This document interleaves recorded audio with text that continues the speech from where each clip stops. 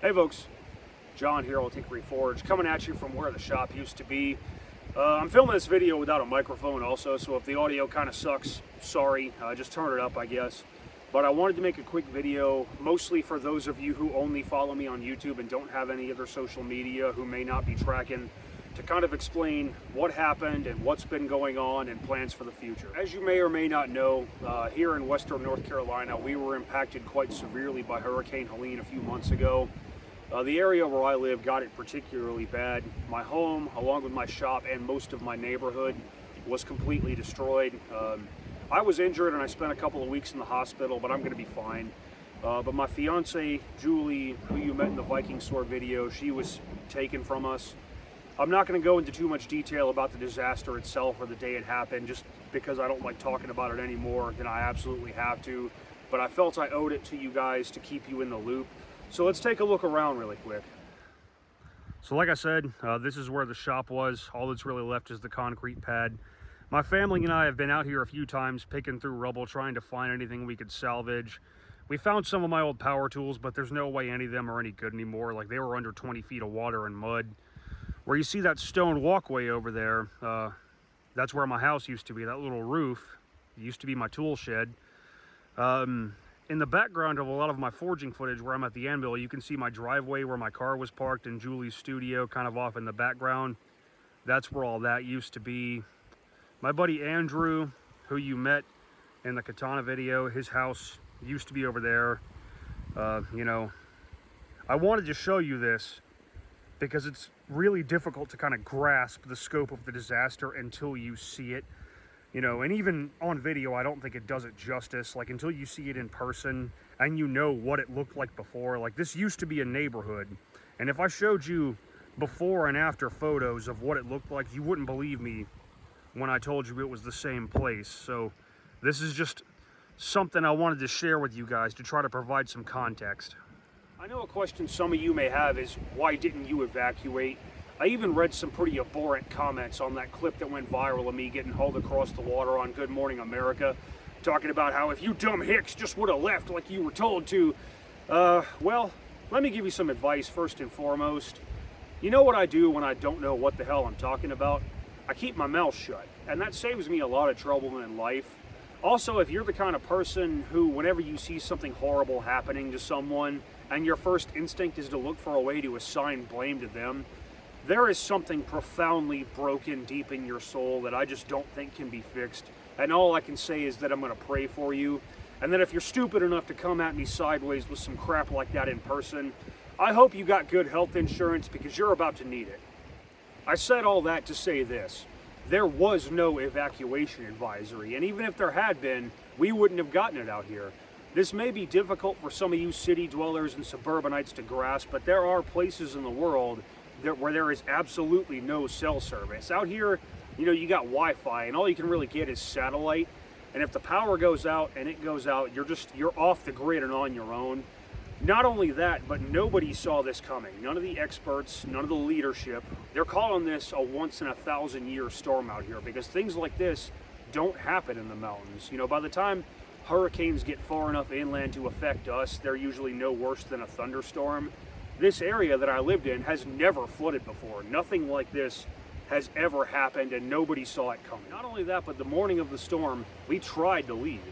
You know, I woke up at about 6 in the morning. I saw how high the water was and that it was getting close to the house. So I woke Julie up. We had bags we'd packed the night before in case we had to leave in a hurry. We wrangled up the cats and we tried to leave. You know, we tried to go up the mountain. There was a rock slide blocking the road, so we couldn't get out that way. We tried to go down the mountain. There were trees blocking the road, and I'd brought my chainsaw and I was trying to clear a path for us as we went. But other trees kept falling near us, and we just decided it was too dangerous to be out there, so we came home. So I just wanted to go ahead, you know, and stop that conversation before it started, and one of you keyboard warriors went off in the comments talking about, you know, you stupid hicks, why didn't you just leave, or any bull crap like that. So there's that. Like I mentioned earlier, myself, my best friend Eric, as well as quite a few members of my family have been out into this area a few times since the storm, trying to pick through rubble and see if we could find anything we could save. I really would have liked to have found my dad's anvil. but it's probably buried under 20 feet of mud out here somewhere. 100 years from now, some jerk with a metal detector is going to really have a field day out here. But one thing my sister-in-law Jen and her daughters were able to find was this sword. And if you'll remember, this is the sword I made for the YouTube Viking Challenge last year. And Julie helped me make this sword. So this is a little piece of us that I can take into the next chapter of my life. In a lot of ways, it kind of reminds me of myself. It's dull and rusty and it's bent and it's never going to be like it was, but it's still here. And another thing I found that I didn't bring with me, but it's a little tiny elephant made of water buffalo horn that I bought at Blade Show for Julie last year. Elephants were her favorite animal. And just the whole time I was there, I was racking my brain like, what gift can I get for Julie here at freaking Blade Show? And I found that little water buffalo horn elephant. So it's pretty amazing because, I had machines that weighed 1,000 pounds. Like my forging press is over there in one of those piles, twisted up like a pretzel. But this little tiny fragile trinket that was the last real gift I had ever given to her, it was okay. So I'm taking that as a sign that things are going to be okay. Some of you may be wondering, how can I help? How can I provide support? And there is a GoFundMe that was started by my family while I was in the hospital to help me get back on my feet and get the shop back up and running. I'll link it down below, but honestly, don't feel too obligated to donate because it's already gone way past anything I ever thought it could. I didn't even know they made it until like the third day I was in the hospital because I was, in the ER kind of fading in and out. But by then it had already well past $25,000 and it ended up going well past $100,000. So when it comes to finances, I'm going to be okay. If you want to donate, cool, it'll be put to good use. If you don't want to, that's cool also. So what's next for Old Hickory Forge? It's going to be quite a while before I'm rebuilding, and I'm not entirely sure where it is I'm going to end up. Rebuilding here is just not possible with how badly the land's been damaged. And even if I could, I don't think I'd want to. I love Western North Carolina, and I do want to stay in the mountains. And originally I thought I would like to come back to Marion, but it's just, every time I've been here, it just hurts too much. So the next step for me, here in a few days, I'm actually going to be setting off to hike the Appalachian Trail. I'll be starting at Springer Mountain in Georgia and going north. I'm not sure how long it's going to take me, but it was something Julie and I had talked about maybe doing together, once the kids were out of the house and we'd retired and everything and we had time. So I got some of her ashes that I'm going to take with me, and I'm going to let them go from the highest peak in each state along the way. So I'll be gone for most of this year doing that. And whenever I get back, I'm basically just going to hit the ground running and try to find a place to start over. God damn it.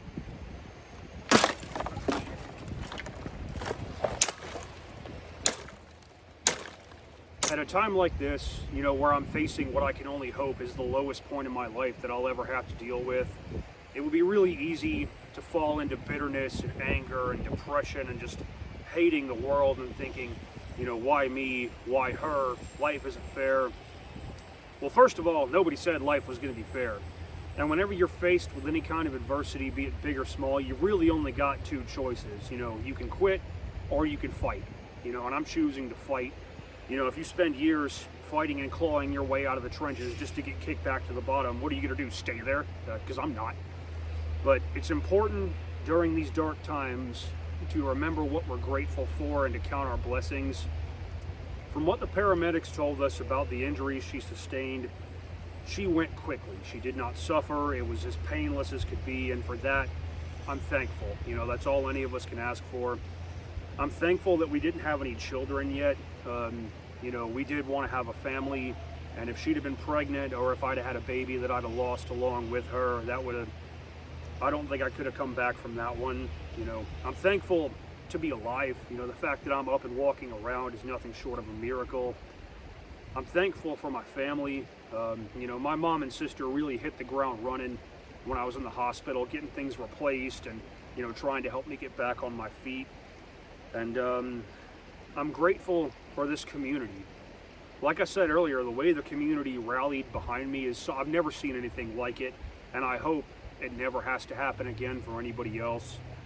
But lots of great makers did charity raffles for my benefit. People donated tools, companies donated tools, and like I said, the GoFundMe just really blew up. it would be impossible for me to sit here and thank every single person who contributed anything individually. But I just want you to know, if you're somebody who gave $1 or somebody who gave $1,000 or somebody who donated equipment, like, I wish I had a better word than thank you, but that's just the only way I know how to describe how I feel. And I hope that one day I can give enough back to this community to repay you for all of your kindness. The last thing I'm going to say before I end the video, ever since the disaster, I've racked my brain nonstop trying to come up with some kind of lesson that could be taken away from all this. And the only conclusion I've been able to come to is to love those that you love with all that you have every single day. Be slow to anger, be quick to forgive, and the worst mistake you could make is thinking that you have time. But that's all I got for you, and y'all take care.